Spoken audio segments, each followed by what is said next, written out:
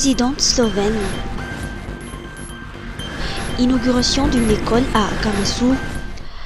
Lors de sa visite d'État aujourd'hui, la présidente slovène Nataša Pirc-Musar a procédé à l'inauguration d'une école primaire publique de 12 classes à Bemasoandro à Kamasou. Cette réalisation, fruit d'une coopération entre Madagascar et la Slovénie, témoigne d'un partenariat bilatéral dépassant des cadres diplomatiques classiques pour s'inscrire dans une véritable relation de Fiavanan.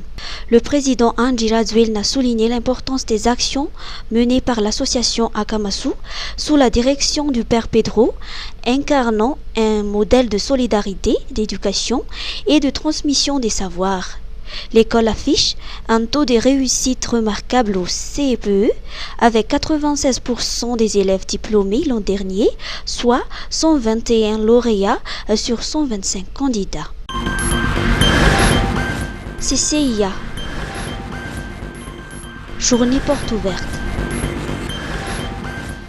La Chambre de commerce et d'industrie d'Antananarivo affirme son engagement en faveur de la modernisation des pratiques professionnelles et de son rôle clé dans l'écosystème économique régional. Pour concrétiser cette ambition, elle organise une journée porte ouverte et inaugure Ituiran, un espace de coworking digitalisé situé à son siège Tantanarivo.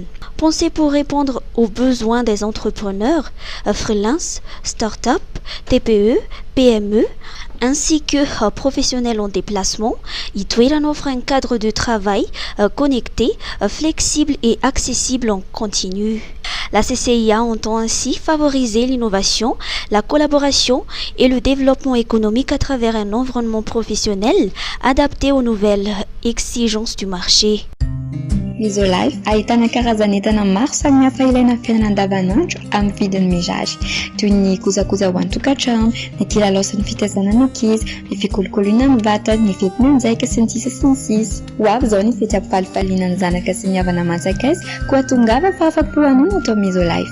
Misolife Analakely eo akaikin'ny lapan'ny tanàna, misokatra isan'andro, fivarotana en ligne ao amin'ny page Facebook Miso Mada Sandratra, afaka miantso koa amin'ny larana 038 06 686 06. Misolife, afa-po anao.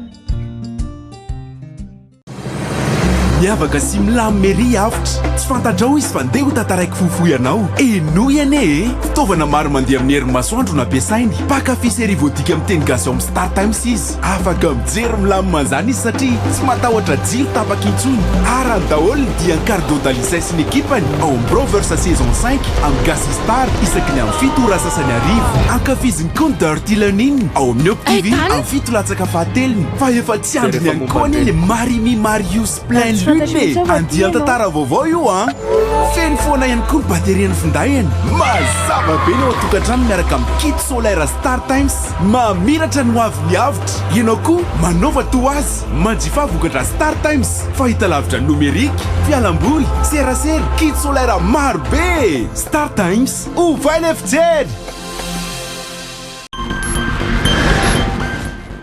Enseignement supérieur. Le CNTMAD se transforme en université numérique. Le Centre national de téléenseignement de Madagascar, ou CNTMAD, créé en 1992, entre désormais dans une phase majeure de son développement en devenant une université numérique.